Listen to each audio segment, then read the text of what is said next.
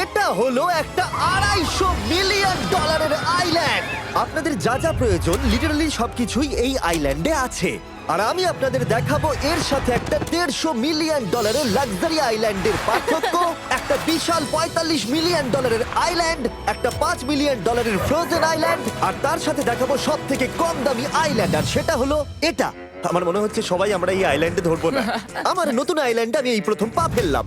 এই নাও তোমার $1। Thank you sir. এটা আমাকে দেওয়ার জন্য ধন্যবাদ। এটা এখন আপনার হল। চলো দেখা যাক এখানে কি আছে। আমি প্রথমে যেটা বলবো এটা আমার ভাবনার থেকে অনেকটা বেশি ছোট।